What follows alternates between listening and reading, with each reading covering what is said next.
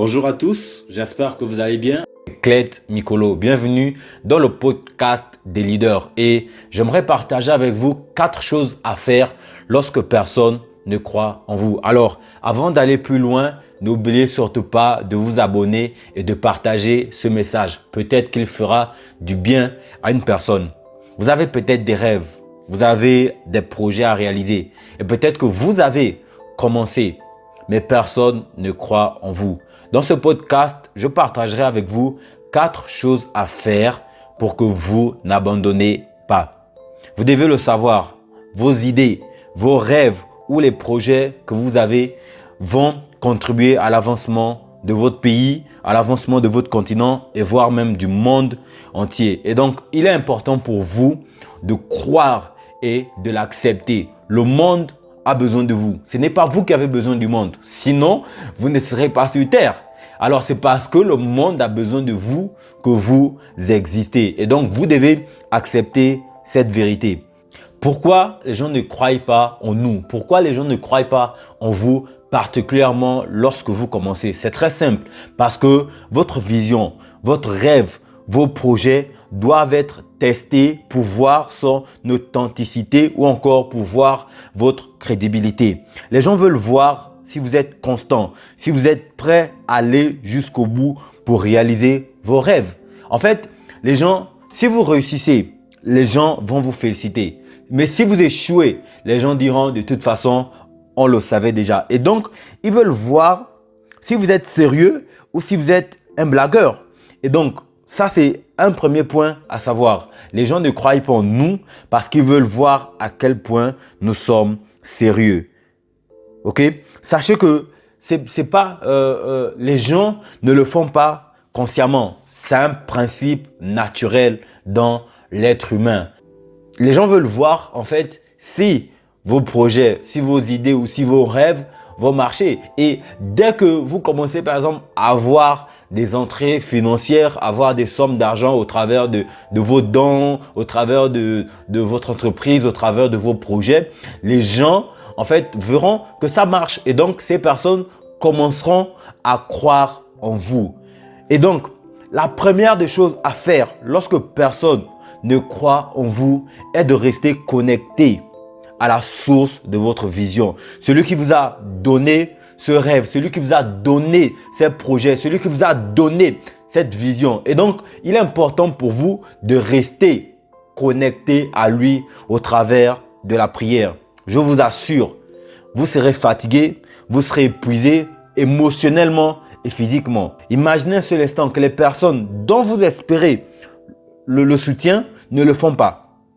Vous serez évidemment déçu et la déception crée un vide. La déception vous fait perdre de l'énergie. Et donc, au travers de la prière, vous rechargez vos batteries. Au travers de la prière, vous recevez le soutien de Dieu pour continuer à avancer dans ce que vous faites. Vous recevez des nouvelles directives.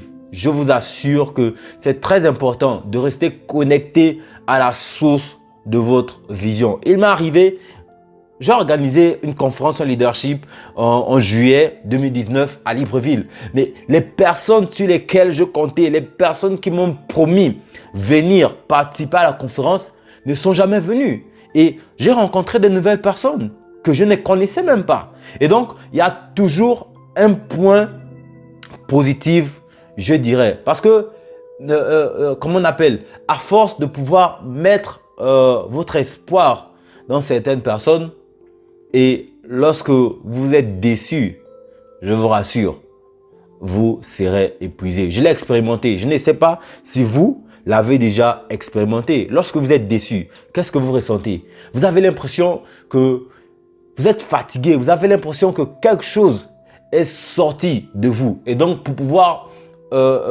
vous recharger, vous avez besoin de rester en contact avec votre source. Et votre source vous parlera. Dieu vous donnera la force de continuer et d'aller plus loin. Et donc, c'était la première chose que vous devez faire. La deuxième chose est la persévérance. La persévérance. Vous devez rester persévérant. Connaissez-vous l'histoire d'Abraham Lincoln, président des États-Unis. Il est élu en 1860, après de nombreuses épreuves, après de nombreuses tribulations. Il était forcé à travailler dès l'âge de 7 ans. Il a perdu sa mère, il a perdu sa sœur. Sa première entreprise, ces 2 entreprises qu'il a créées sont tombées en faillite. Il a perdu des élections législatives à plusieurs fois. Sa fiancée est morte quelques mois avant leur mariage. Il a connu la dépression. Il a perdu ses 3 enfants. Mais imaginez un seul instant que malgré les événements que cet homme a connus, malgré les épreuves qu'il a traversées, il n'a pas abandonné. Et c'est la raison pour laquelle il est l'un des meilleurs présidents que les États-Unis n'aient jamais connu. Et donc, il est important pour vous, peu importe ce que vous traversez, peu importe les événements auxquels vous faites face actuellement, n'abandonnez surtout pas. Soyez persévérant. La troisième chose à faire, vous devez être prêt à foncer avec les autres, mais sans eux également. Vous êtes un leader et vous êtes des aigles. Comme vous le savez, les aigles volent tout seuls. Ils ne volent pas en groupe.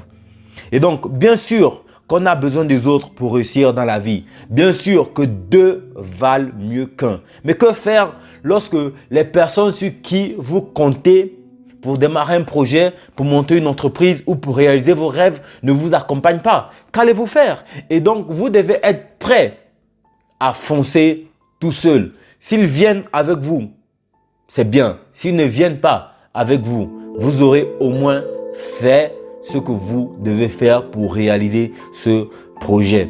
La 4e chose à faire, vous devez écouter régulièrement les motivations. Je le fais tous les jours.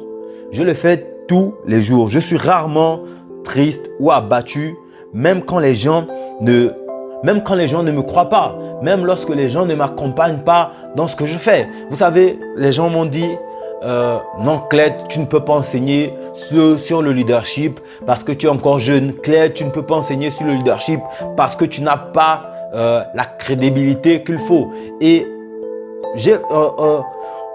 en écoutant ces personnes, j'ai failli abandonner. Mais en écoutant les motivations des personnes qui ont été aussi victimes de ces excuses-là, je n'ai jamais abandonné. Et donc, j'ai eu la confiance que les gens ont besoin d'écouter mon histoire. Les gens ont besoin d'écouter ce que j'ai à dire. Parce qu'il y a des personnes qui vous attendent. Il y a des personnes qui ont besoin de vous. Et si vous abandonnez, ces personnes ne seront jamais libérées. Si vous abandonnez, ces personnes n'auront pas le courage de commencer à réaliser le projet qu'ils ont.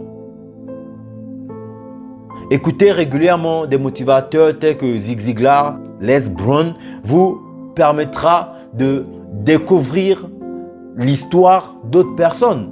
Parce que vous n'êtes certainement pas le seul à avoir vécu ce que vous avez vécu. Et donc, il est important pour vous d'écouter d'autres personnes et de voir comment elles ont fait pour réussir malgré leur situation. Écoutez par exemple l'histoire d'Oprah Winfrey. Écoutez-la. Écoutez son histoire. Écoutez l'histoire de Les Brown. Il était traité de retardé et qui ne pouvait pas apprendre normalement. Mais aujourd'hui, c'est l'un des meilleurs motivateurs des États-Unis. Comment a-t-il fait? N'oubliez pas qu'on a besoin de vous. N'oubliez pas qu'on a besoin de votre rêve. On a besoin de ce qu'il y a à l'intérieur de vous. C'était le message que je voulais vous faire passer aujourd'hui. J'espère que vous n'abandonnerez pas malgré les événements, les situations que vous êtes en train de vivre. Merci de m'avoir écouté. N'oubliez pas de partager ce message. Peut-être qu'il fera du bien à une personne. Je vous aime. Allez, prenez soin de vous. À la prochaine.